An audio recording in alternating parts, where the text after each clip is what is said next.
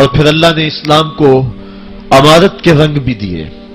اور تمہیں کہانی سناؤں، حضرت عدی بن حاتم روایت کرتے ہیں، صحیح بخاری میں روایت ہے۔ یہ حاتم تائی کے بیٹے ہیں، کہتے ہیں میں حضور کی خدمت میں حاضر ہوا، ایک شخص آیا، کہنے لگا حضور غربت نے میرا برا حال کر دیا ہے، اور اس نے شکایت کی غربت کی، پسماندگی کی اور اپنی معاشی بدحالی کی۔ پھر ایک شخص آیا، کہنے لگا حضور میرے پاس دولت تو ہے، لیکن میں نے جس منزل پہ جانا ہے راستہ پر خطر ہے، تو میرے لیے کیا حکم ہے کہ میں کیسے راستہ طے کروں؟ تو یہ دو لوگوں نے یہ باتیں کی، تو حضرت عدی کہتے ہیں کہ حضور نے روئے سخن میری جانب موڑا اور میری جانب مخاطب ہو کے کہا عدی تو نے ہیرا دیکھا ہے؟ عدی کہتے ہیں میں نے عرض کی حضور دیکھا نہیں، سنا ہے۔ ہیرا یہ شہر ہے عراق کا۔ تو حضور نے فرمایا عدی تو نے ہیرا دیکھا ہے؟ میں نے کہا نہیں حضور دیکھا نہیں، اس کا تذکرہ سنا ہے۔ فرمایا عدی اگر اللہ تجھے زندگی کی مہلت دے تو ہیرا سے ایک خاتون چلے گی، تو اپنی آنکھوں سے دیکھے گا اور مکے تک پہنچے گی اور اللہ کے گھر کعبہ کا طواف کرے گی، اور اس کو ہیرا سے لے کر کے مکے تک اللہ کے علاوہ کسی کا ڈر نہیں ہوگا۔ کہتے ہیں کہ میں نے دل میں کہا کہ پھر بنو طے کے ڈاکو مر گئے ہوں گے جنہوں نے عرب کے اوپر روب ڈال رکھا ہے، تو وہ تو پھر ختم ہو گئے ہوں گے۔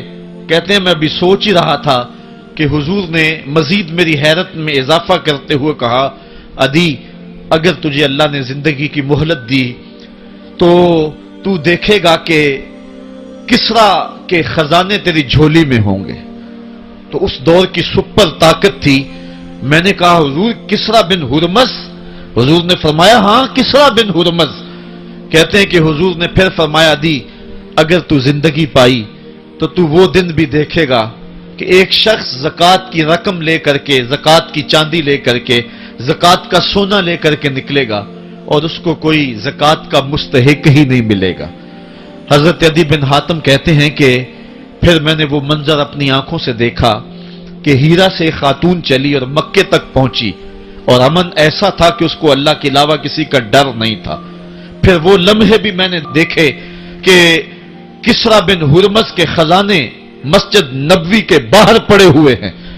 تو کہتے ہیں تیسری چیز میں دیکھ نہ سکا، اور میں نے لوگوں کو کہا کہ یہ میں تو نہیں دیکھ سکا، میری شاید زندگی وفا نہ کرے، اور اگر تمہاری زندگی وفا کرے تو تم دیکھنا میرے آقا نے جو فرمایا تو دو باتیں تو پوری ہو گئی ہیں، اور تیسری بات تم دیکھ لو گے۔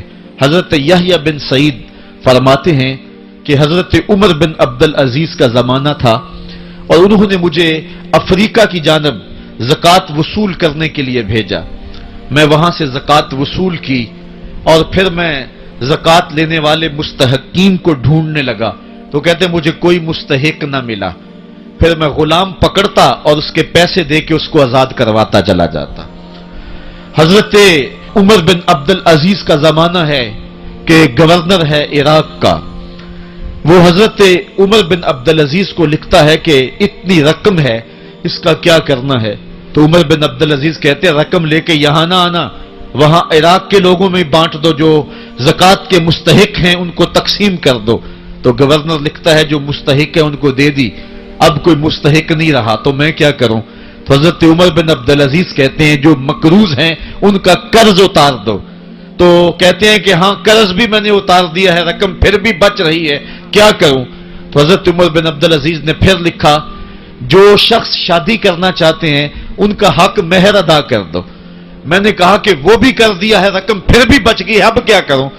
تو حضرت عمر بن عبدالعزیز نے مجھے لکھا کہ جو غیر مسلم ہیں جنہوں نے ٹیکس دیا ہوا ہے، جتنا ٹیکس دیا ہے اس سے دگنے پیسے ان کو قرضے میں دے دو، اور ان کو کہو جاؤ اس کا کاروبار کرو، کھیتی باڑی کرو، اور ساتھ انہیں یہ بھی کہہ دینا قرض کی فکر نہ کرنا اور زیادہ اس میں پریشان نہ ہونا، جب دے سکو گے دے دینا۔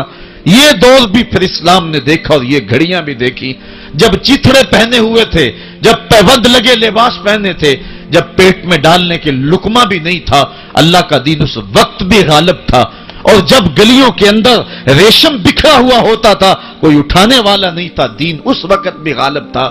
دین کا غالب ہونا یا نہ ہونا इसका ताल्लुक जो है वो मालो दौलत से नहीं है। इकबाल कहता है कि जवाल बंदाए मोमिन का बेजरी से नहीं, मोमिन का जवाल बेजरी से नहीं है, बल्कि इसका सबब कोई और है। वो सबब ढूंढना है कि हम दुनिया में रुस्वा होके क्यों रह गए, हम जमाने के सामने तमाशा क्यों बन के रह गए। आज नबी की उम्मत पूरी कायनात में रुस्वा होके क्यों रह गई। आज हमारा तमाशा देखा जा रहा है, आज भूखे कुत्तों को हमारी बेशुर बहनों के ऊपर छोड़ा जा रहा है और उसका तमाशा देखा जा रहा है। क्या हमने ये दिन भी देखने थे? हमने सुराग लगाना है। दौलत की किल्लत और कसरत ये सानवी चीजें हैं। हमने तारीख में देखा है, हम कभी माली तौर पे कमजोर थे, रुस्वा नहीं हुए हैं। माल ज्यादा हो गया, रुस्वा नहीं हुए हैं। रसवाई के सबब कोई और हैं।